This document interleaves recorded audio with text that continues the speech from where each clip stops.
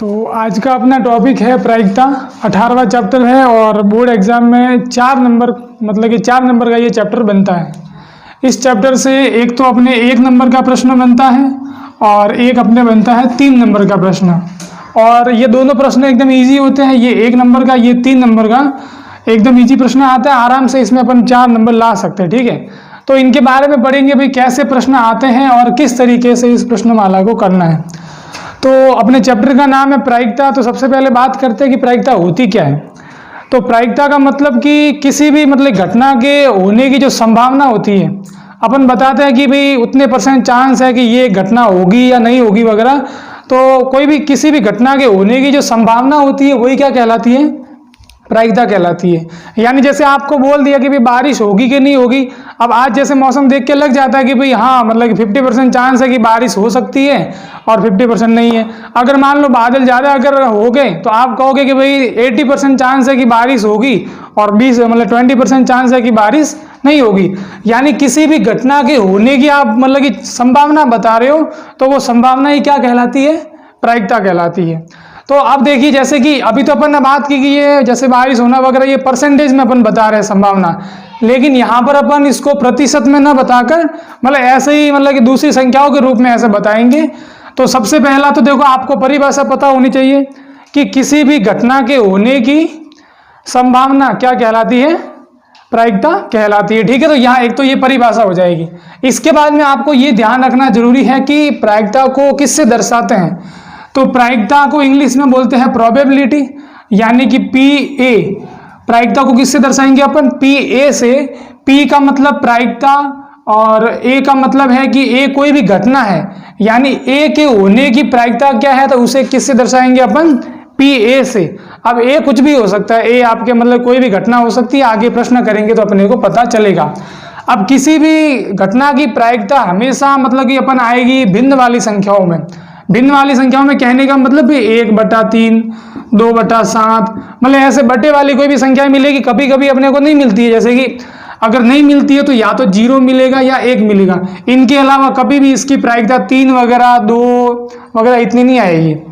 अब देखिए कैसे, एक और बात बताता हूँ। जैसे इसमें कि बटे वाले में प्रायिकता आएगी तो हमेशा ऊपर वाला जो अंक नीचे वाला जो अंक होगा ऊपर वाले से क्या होगा, बड़ा होगा। ठीक है, इसके कभी भी ये ऊपर वाला अंक इससे बड़ा नहीं हो सकता। यानी कि अगर मान लो किसी की अगर आपको ये प्रायिकता दे रखी है, अगर 3/2 दे रखी है, तो आप ये आराम से बोल सकती हो कि ये किसी भी घटना की प्रायिकता नहीं हो सकती, क्योंकि कभी भी ऊपर वाला अंक नीचे वाले से बड़ा नहीं होना चाहिए। तो आपको जैसे कभी कभी जैसे कि मान लो 4 अगर मैं जैसे ऑप्शन दे दूं कि 2/3, फिर दूसरा है 4/7, फिर एक है 5/5 और एक चौथा है अपने 7/5। अब इसमें से आपको बोलूं कि ये पहला जो ऑप्शन है किसी की प्रायिकता हो सकती है, क्योंकि देखो हमें बस ये देखना है कि ऊपर वाली संख्या कभी भी इससे बड़ी नहीं होनी चाहिए, बराबर होगी तो भी चलेगी। तो देखो ये इससे बड़ी तो नहीं है, यानी ये प्रायिकता हो सकती है। ये 4/7 ये प्रायिकता हो सकती है, क्योंकि देखो 4 है वो इससे बड़ा नहीं है, ये भी हो सकती है। यहाँ देखो भाई 5 क्या 5 से बड़ा है, बड़ा भी नहीं है, बराबर चलेगा लेकिन देखो बड़ा नहीं है तो भी ये प्रायिकता है। लेकिन यहाँ पर देखो 7/5 में 7 क्या है, 5 से बड़ा है, इसलिए कभी भी ये वाली प्रायिकता नहीं होगी। ठीक है, ये अपने को ध्यान रखना जरूरी है। यानी कोई भी आंसर आता है, अब मान लो आपके भाई फटाफट आप प्रश्न कर रहे हो, ठीक है, और आपके ये वाली प्रायिकता निकल गई, तो आपको पता होना चाहिए कि मेरे अगर ये आंसर आ रहा है तो इसमें कभी भी ऊपर वाली संख्या बड़ी नहीं होनी चाहिए। यानी अगर ये आता है इस टाइप में अगर मिलता है तो अपना आंसर क्या है, गलत है। ठीक है, अब एक तो बात ये हो गई, पहली घटना, किसी भी घटना के होने की संभावना क्या कहलाती है, प्रायिकता कहलाती है, और इसे PA के द्वारा दर्शाया जाता है। अब इसके बाद में आप देखिए कि घटना के, देखो कोई भी घटना है उसके होने की प्रायिकता PA है। अब इसके बाद में आपको ये बोले कि घटना के नहीं होने की प्रायिकता क्या होगी। देखो नहीं होने की प्रायिकता यानी जो घटना A है उसको नहीं अपने को करना है, तो A के ऊपर क्या लगा देना है, बार, यानी PA बार हो जाएगी। तो ये तो है घटना के होने की प्रायिकता और ये है क्या है, घटना के नहीं होने की प्रायिकता। अब इन दोनों को मिलाकर एक सूत्र बनता है, वो अपने प्रश्नों में काम में आता रहता है।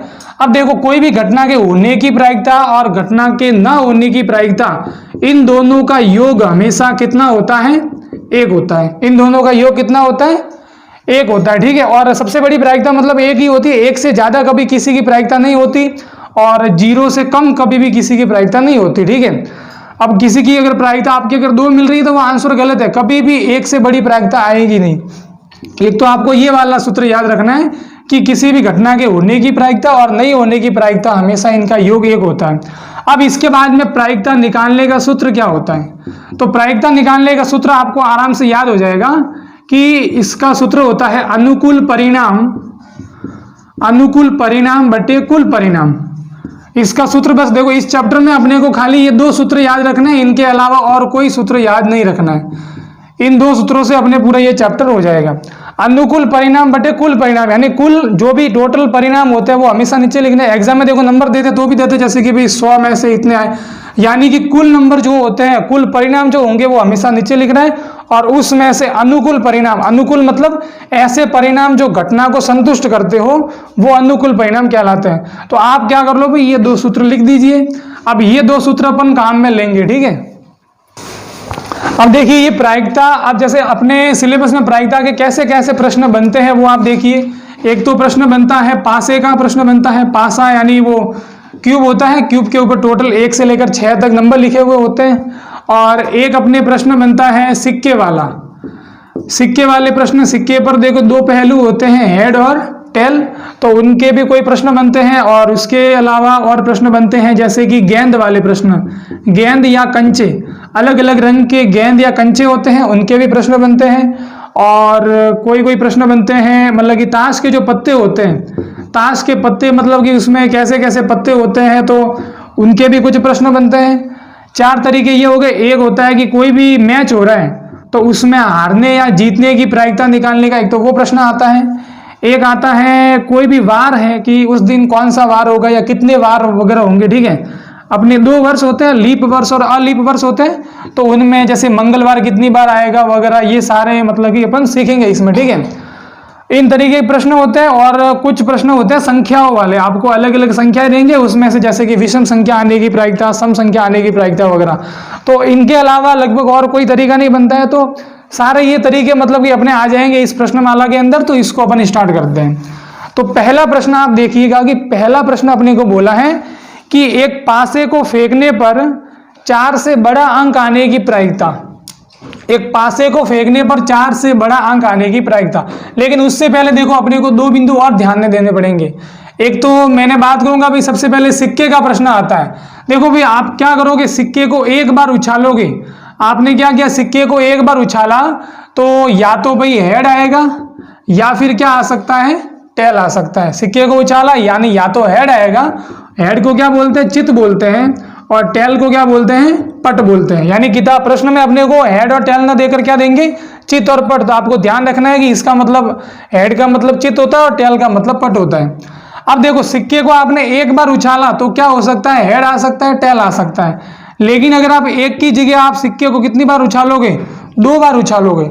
अब देखो 2 बार उछालने का मतलब देखो क्या होता है कि जैसे आपने एक बार उछाला और क्या आ गया, हेड आ गया। ये तो एक बार उछाला, लेकिन अपने को टोटल 2 बार उछालना है। तो मैंने दूसरी बार भी उछाला तो दूसरी बार भी मान लो क्या आ गया, हेड आ गया। यानी कि पहली अपनी घटना क्या होगी, एच एच यानी हेड हेड हो गया। इसके बाद में दूसरी बार और क्या हो सकता है, जैसे कि पहली बार उछालू तब तो हेड आ सकता है, और दूसरी बार उछाले तब क्या आ सकता है, टेल आ सकता है।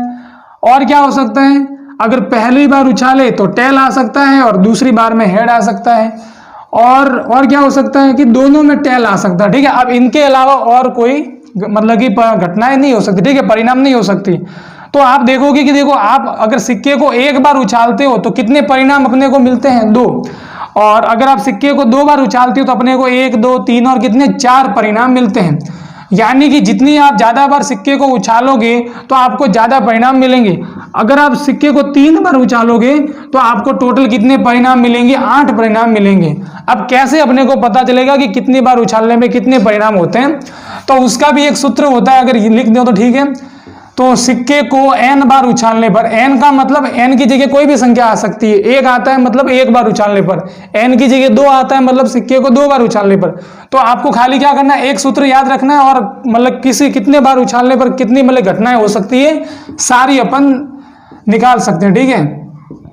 तो सिक्के को n बार उछालने पर कुल परिणाम, यानी कुल परिणाम कितने होंगे, तो उसका एक सूत्र होता है। देखिए अब सूत्र देखो, सूत्र भी अलग से कोई नहीं, अपने को ही डायरेक्ट पता होता है कि देखो सिक्का होता है तो सिक्के में कितने पहलू होते हैं, 2 होते हैं। तो आपको यहाँ क्या लिख देना है, 2 लिख देना है। अब देखो सिक्के में 2 पहलू होते हैं और आपको देखना है कि आप सिक्के को कितनी बार उछाल रहे हो। यहाँ पर मैंने लिखा है n बार उछालने पर, तो 2 की घात कितनी लगा देनी है, n लगा देनी है, बस ये इसका सूत्र बन गया। अब इसको देखते हैं कि सही होता है कि नहीं होता है। अब देखो 2 तो हमेशा लिखना है, अब उसकी घात जो लगानी है वो कितनी बार उछाल रहे हैं। अब देखो अगर मैं 1 बार उछालता हूं तो 2 की घात 1 हो जाएगी, और 2 की घात 1 का मतलब क्या होता है, 2, यानी 2 परिणाम होंगे, और अभी अपन ने देखा कि 2 ही होते हैं। इसके अलावा अगर सिक्के को मैं 2 बार उछाल रहा हूं तो उसकी घात कितनी, 2 लगानी पड़ेगी। अब देखो 2 की घात 2 यानी 2 का 2 बार गुणा करना है, तो 2 × 2 4 होता है। तो देखो अपने को 4 परिणाम मिल रहे हैं। इसके अलावा अगर आप 3 बार उछाल रहे हो तो 2 का गुणा अपने को कितनी बार, 3 बार करना पड़ेगा, यानी 2 दूनी 4 और 4 दूनी 8, तो कितने परिणाम हो जाएंगे, 8। तो यहाँ देखो यहाँ 8 मिल रहा है। तो ऐसे अपन निकाल सकते हैं, ठीक है। और अपने ज्यादा से ज्यादा 3 बार ही उछालने का आएगा, ठीक है, 10वीं में इससे ज्यादा नहीं आता। अब एक लास्ट है और पासे को। अब पासे को आप कितनी बार, n बार अगर आप उछालते हो, पासे को देखो पासा होता है उसमें 6 अंक होते हैं, ठीक है, टोटल। अगर आपने उसको 1 बार उछाला तो पासे को उछालने पर देखो 1 आ सकता है, 2 आ सकता है, 3 आ सकता है, 4, 5 और 6। अब 6 से कभी ज्यादा कोई संख्या आएगी नहीं, ठीक है, तो ये आ सकते हैं। लेकिन अगर आप पासे को टोटल कितनी, अगर आप पासे को कितनी बार उछाल रहे हो, 2 बार। 2 बार का मतलब आपने देखो भाई क्या किया, 1 बार उछाला, मान लो 1 आ गया, और दूसरी बार उछाला तब भी कितना आ गया, 1 आ गया, ठीक है। एक तो ये घटना हो सकती है, या फिर क्या हो सकता है, आप 1 बार उछालो, पहली बार में 1 आ जाए और दूसरी बार में 2 आ जाए, तो ऐसे ये आगे बढ़ता जाएगा और इसमें बहुत सारी घटना हो जाएगी।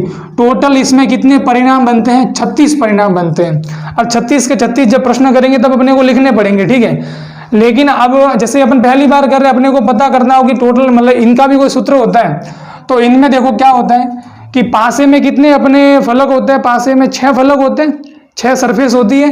तो यहाँ आपको कितने लिखने पड़ेंगे, 6, और उसकी घात यहाँ कितनी लगानी है, n लगानी है। अब n मतलब कितनी बार उछाल रहे हो, 1 बार उछाल रहे हो तो 6 की घात 1, और 6 की घात 1 का मतलब 6 ही मिलेगा। 2 बार उछाल रहे हो तो 6 की घात 2, यानी कितना हो जाएगा, 6 की घात 2 मतलब 6 का गुणा 6 से करना है, कितना आ जाएगा, 36।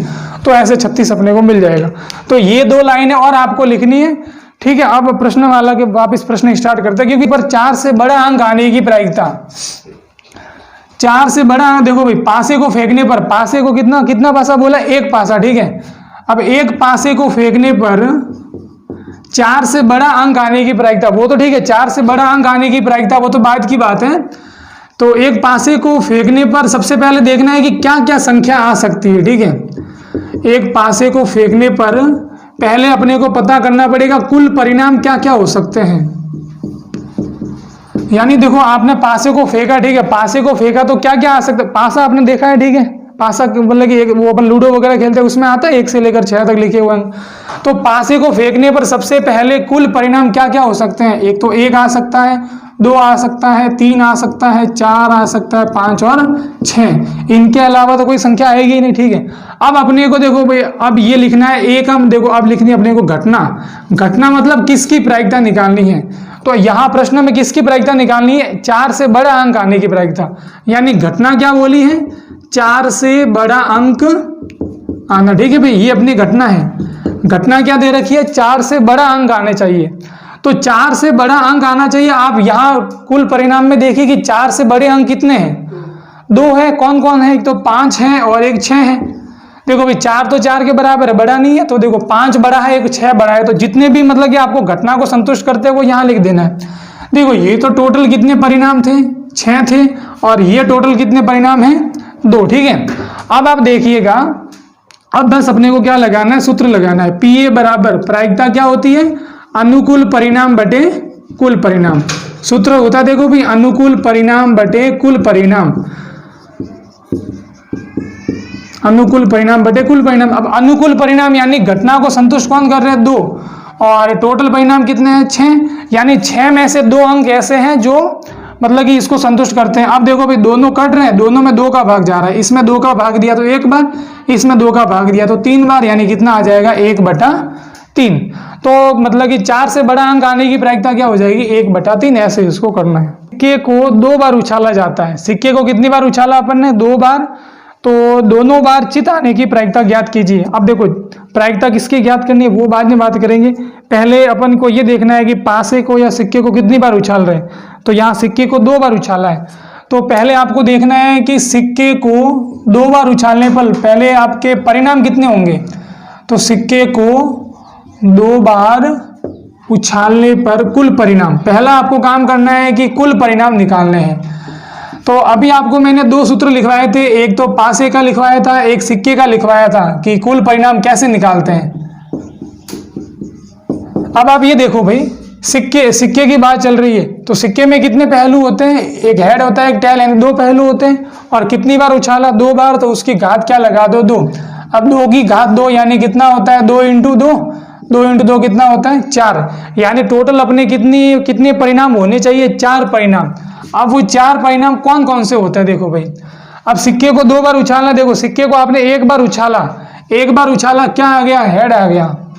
दूसरी बार और उछाला, अपने को देखो टोटल 2 बार उछालना है, और दूसरी बार भी क्या आ सकता है? हेड आ सकता है। या फिर क्या हो सकता है? पहली बार तो हेड आ जाए लेकिन दूसरी बार टेल आ जाए। और क्या हो सकता है कि पहली बार तो टेल आ जाए लेकिन दूसरी बार हेड आ जाए। या क्या हो सकता है कि दोनों बार क्या आ जाएगा? टेल आ जाएगा। इसके अलावा और कोई स्थिति नहीं बनेगी। यानी टोटल ये देखो 1 2, इस पूरे को 1 मानना है, ठीक है, क्योंकि ये पूरा 1 है, ठीक है। तो ये 1 2 3 और 4 आपके स्थितियां, 4 परिणाम बन गए। अब अपने को बात करनी है घटना की। घटना यानी जिसकी प्रायिकता निकालनी है। तो यहाँ आपको प्रायिकता किसकी निकालनी है कि दोनों बार चित आने की प्रायिकता, दोनों बार क्या आना चाहिए? चित आना चाहिए। तो दोनों बार चित्त आना चाहिए, ठीक है। तो यहां देखिए, सबसे पहले समझिए कि भाई चित्त का मतलब क्या होता है। अभी आपको बताया कि भाई देखो हेड और टेल होते हैं, हेड और टेल। तो हेड और टेल को अपन क्या बोलते हैं? चित्त और पट। हेड को बोलते हैं चित्त और टेल को क्या बोलते हैं? पट बोलते हैं। तो यहाँ आपको दोनों बार चित्त लाना है, मतलब दोनों बार क्या लाना है? हेड। तो यहाँ 4 परिणाम है, उसमें से कितनी बार? दोनों बार हेड आ रहा है, दोनों बार हेड आ रहा है। क्या पहले में दोनों बार हेड आ रहा है? सही है। दूसरे में दोनों बार आ रहा है कि 1 बार आ रहा है? 1 बार। यानी ये नहीं है, इसमें भी 1 बार आ रहा है और इसमें तो आ भी नहीं रहा है। तो दोनों बार सिर्फ 1 में आ रहा है, यानी इसका अनुकूल परिणाम कितना हो गया? कितना हो गया भाई? 1 हो गया। तो प्रायिकता PA बराबर, इसका सूत्र क्या होता है? अनुकूल परिणाम बटे कुल परिणाम। अनुकूल परिणाम बटे कुल परिणाम। अब अनुकूल कितने हैं भाई? 1 है, और टोटल कितने परिणाम है? 4 है। तो इसकी प्रायिकता 1/4 हो जाएगी। 1 से 17 तक की प्राकृत संख्याओं में से एक संख्या का यादृच्छिक चयन किया जाता है। यादृच्छिक यानी ऐसे ही अपन रैंडमली कोई भी एक संख्या को मतलब कि चयन करते हैं, चूज करते हैं। तो प्रायिकता ज्ञात कीजिए कि वह एक क्या होगी? अभाज्य संख्या होगी, ठीक है। अब जिसकी प्रायिकता निकालनी है अभाज्य की, वो बाद में देखेंगे, लेकिन अपने को पहला क्या बोला है कि 1 से 17 तक संख्याएं हैं, यानी अपने कुल परिणाम कितने हैं? 1 से 17 तक संख्या है। अब 1 से 17 तक तो लिखिए आप, देखो भाई 1 2 3 4 5 6 7 8 9 10 11 12 13 14 15 16 और 17, यानी जितनी अपने को संख्या बोली है वो सारी मैंने यहाँ लिख दी। अब एग्जाम में इसकी जगह कभी 19 भी देते थे, कभी 15 भी देते, ठीक है। तो उतनी आपको संख्याएं लिखनी है। तो देखो आप टोटल देखोगे भाई यहाँ कुल परिणाम कितने हैं? बोलो 17। कुल परिणाम 17 है, ठीक है, ये तो हो गया। अब अपने को देखनी है घटना, यानी जिसकी प्रायिकता निकालनी है। तो प्रायिकता किसकी निकालनी है? देखो भाई, तो प्रायिकता ज्ञात कीजिए कि वह एक अभाज्य संख्या होगी। कैसी संख्या होनी चाहिए? एक अभाज्य संख्या होनी चाहिए। अब आपको भी, अब इसकी प्रायिकता तो ठीक है अपन निकाल लेंगे, लेकिन पहले ये पता होना जरूरी है कि कैसी भाई ये अभाज्य संख्या होती क्या है। अभाज्य संख्या कैसे, मतलब क्या होता है? तो अभाज्य संख्या मतलब ऐसी संख्या जिसमें खुद के अलावा और एक के अलावा किसी का भी भाग नहीं जाता है, ठीक है। ऐसी संख्या जिसमें सिर्फ खुद का और एक का भाग जाए। तो देखो भाई 1 में देखो भाई खुद का मतलब 1 का जा रहा है और 1 का मतलब इसमें जा रहा है, ठीक है। तो देखो एक तो भाई आपको ध्यान रखना है कि ये 1 कभी भी क्या अभाज्य संख्या नहीं होती। आप जब भी आपको यहाँ से 1 से संख्या दे तो 1 को तो आपको छोड़ देना है। 1 कभी भी अभाज्य संख्या नहीं होती है। अब आपको 2 से स्टार्ट करना है। पहले समझ लो कि देखो ऐसी संख्या जिसमें सिर्फ खुद का भाग जाना चाहिए और 1 का, उसके अलावा किसी और का नहीं जाना चाहिए। जैसे कि देखो 2 है, 2 में किसका भाग जाता है, एक तो खुद का यानी 2 का जाता है और 1 का जाता है, तो 2 कैसी संख्या है, अभाज्य संख्या है। 3 में देखो 3 में भी खुद का यानी 3 का जाता है और 1 का जाता है, उसके अलावा किसी संख्या का नहीं जाता है, तो ये भी अभाज्य संख्या है। फिर आती है 4। अब 4 में देखो कि भाई खुद का भाग जाता है, ठीक है, वो तो जाता ही है और 1 का भाग भी जाता है, लेकिन इसके अलावा देखो आप देखो कि 2 का भी भाग जाता है। तो मैंने क्या बोला, खुद के और 1 के अलावा और किसी का भाग नहीं जाना चाहिए, लेकिन यहाँ जा रहा है, मतलब 4 अभाज्य संख्या नहीं है। फिर आप बताओ भाई 5 अभाज्य होगी कि नहीं होगी, होगी, क्योंकि 5 में देखो खुद के अलावा और 1 के अलावा और किसी का भाग नहीं जाता है, ठीक है, तो भाई 5 क्या है, अभाज्य संख्या है। फिर अगली है 6। 6 में देखो कि भाई 6 में देखो भाई खुद के अलावा और जाता है, देखो 2 का भी जाता है, 2 का इसमें जाता है, 6 में 3 का भी भाग जाता है, यानी ये भी अभाज्य संख्या नहीं है। फिर 7 अभाज्य है कि नहीं है, 7 है, क्योंकि 7 में 7 के अलावा और किसी का भाग नहीं जाता। 8 अभाज्य है कि नहीं है, नहीं है, क्योंकि इसमें 2, 4 वगैरह सभी का भाग जाता है। 9 में 9 सॉरी ये 8 नहीं तो नहीं लिखना है, ठीक है, जो अभाज्य है उनको ही लिखना है। 9 में 3 का भाग जाता है, यानी ये अभाज्य नहीं है। 10 में देखो 2 का भी जाता है, 5 का भी जाता है, यानी अभाज्य नहीं है। 11 में सिर्फ खुद का और 1 का जाता है, यानी अभाज्य संख्या है। 12 में देखो 3 का जाता है, 4 का जाता है, 6 का जाता है, यानी ये भी अभाज्य संख्या नहीं है। 13 में खाली खुद का जाता है, तो 13 भी अभाज्य संख्या है। 14 में 2 का जाता है, 7 का जाता है, तो नहीं है। 15 में देखो 3 का जाता है, 5 का जाता है। 16 में जाता है 2 का, 4 का, 8 का, ठीक है, तो ये भी नहीं है। फिर कौन सी लास्ट है अपने, ये 17 है। यानी जितनी भी अभाज्य संख्या थी वो मैंने सारी लिख दी। अगर इसकी जगह आपको ये बोलते कि अभाज्य संख्या नहीं होनी चाहिए, अब अभाज्य संख्या नहीं होनी चाहिए यानी इनके अलावा जितनी बचती है वो सारी लिखनी है, ठीक है, प्रश्न कैसे भी आ सकता है। अब देखो भैया 1 2 3 4 5 6 और 7 अपने अनुकूल परिणाम कितने हो गए, तो प्रायिकता P है बराबर, आपको पहले क्या लिखना है यहाँ पर, सूत्र क्या होता है भाई, अनुकूल परिणाम बटे कुल परिणाम। अब यहाँ ऊपर क्या आएगा भाई, 7 या 17, ऊपर आएगा अनुकूल परिणाम यानी 7 और बटे में कितना आ जाएगा 17, यानी इसकी प्रायिकता क्या है 7/17। इसकी जगह आपने अगर गलती से अगर आपने कुल तो लिख दिए परिणाम ऊपर और अनुकूल परिणाम नीचे लिख दिया, तो ये पूरा क्या हो जाएगा, गलत हो जाएगा।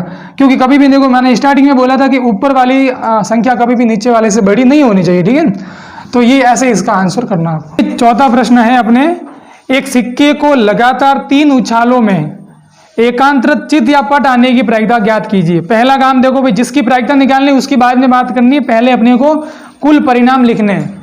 तो देखो भाई पहले आप देखिएगा कि सिक्के को कितनी बार उछाला है, 3 बार उछाला है, तो 3 बार उछालने का देखो, सिक्के को 3 बार उछालने पर कुल परिणाम, 3 बार उछालने पर कुल परिणाम। अब सूत्र आपको पता ही है कि बस अब कैसे निकालना है, कुल परिणाम कितने होंगे। सिक्के में देखो 2 पहलू होते हैं और जितनी बार उछाले उसकी घात लगानी है, कितना आ जाएगा, तो 2 का गुणा कितनी बार, 3 बार करना है, 2 × 2 × 2। अब देखो 2 दूनी 4 और 4 दूनी 8, यानी टोटल अपने परिणाम कितने बनेंगे, 8 बनेंगे। अब वो 8 परिणाम कौन कौन से हैं वो आप देखिए। तो भाई एक तो क्या हो सकता है, देखो आपने सिक्के को उछाला, हेड और टेल 2 चीजें होती है। पहली बार में भी क्या आ जाए, हेड आ जाए, दूसरी बार उछाला तो भी क्या आ गया, हेड आ गया, और तीसरी बार भी क्या आ गया, हेड आ गया। और क्या हो सकता है, पहली बार तो हेड आया लेकिन दूसरी बार टेल आया और तीसरी बार वापस हेड आ गया। और क्या हो सकता है कि पहली बार तो टेल आया, फिर हेड आया, फिर वापस हेड आया, यानी अलग अलग आपको चेंज करके लिखना है। और क्या हो सकता है कि पहले हेड आ गया, दूसरी बार भी हेड आ गया, फिर तीसरी बार टेल आ गया। और क्या हो सकता है, पहली बार हेड, फिर टेल और वापस टेल। और क्या हो सकता है, एक बार टेल आया, फिर हेड आया, फिर टेल आया। और क्या हो सकता है, पहले 2 बार टेल आ जाए, फिर तीसरी बार हेड आ जाए। और क्या हो सकता है कि 3 बार टेल आ जाए। अब आपको गिनना है, ये देखो 1 2 3 4 5 6 7 और 8, ये 8 अगर आपने पूरे परिणाम लिख दिए यानी आपने सारे परिणाम लिखे। अब इनमें से कोई भी परिणाम सेम नहीं होना चाहिए। अब ये बार बार प्रैक्टिस करोगे, ये सारे आपको 8 के 8 परिणाम याद हो जाएंगे। अब देखो भाई, अब अपने को निकालनी है प्रायिकता निकालनी है एकांतरित चित या पट आने की। अब समझना है कि भाई एकांतरित चित या पट आने की प्रायिकता ये क्या कहना चाहता है, तो घटना है अपने एकांतरित चित या पट आने की प्रायिकता।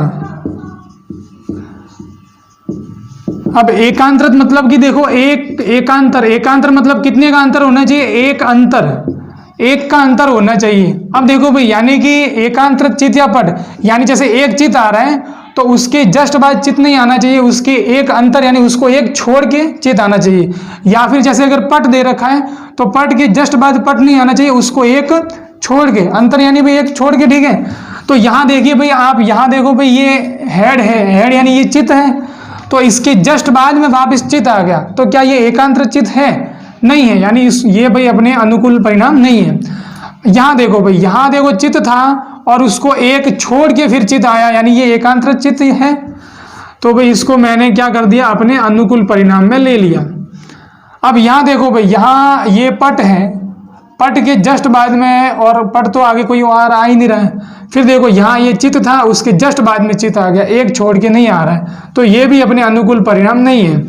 इसके बाद में देखो यहाँ पर भी जस्ट देखो, हेड के बाद हेड आ गया। यहाँ आप देखोगे कि टेल के बाद जस्ट टेल आ गया। अब आप ये बताओगे, देखो इसमें जैसे ये टेल है और टेल के बाद में एक छोड़ के फिर टेल आ रहा है, यानी ये भी इसको संतुष्ट करेगा। और देखो इसमें भी लगातार आ रहा है, इसमें भी सारे लगातार आ रहे हैं, यानी सिर्फ दो ऐसे परिणाम हैं जो क्या कर रहे हैं, एक अंतर पर, यानी एकांतर चित या पट को अपन बता रहे हैं यहाँ पर। तो अनुकूल परिणाम कितने हो गए अपने, ये 1 और 2। तो प्रायिकता PA बराबर सूत्र क्या होगा, अनुकूल परिणाम बटे कुल परिणाम। तो मैं कितना लिखूंगा, 8 बटे, देखो 8 बटे 2 लिखूं या 2 बटे 8, 2 बटे 8, क्योंकि अनुकूल परिणाम 2 है, बटे में 8 है। अब इसको सरल करते हैं, 2 एकम 2 और 2 चौके 8, यानी कितना आ जाएगा, 1 बटे 4 आ जाएगा। बस ऐसे इसका आंसर निकाल।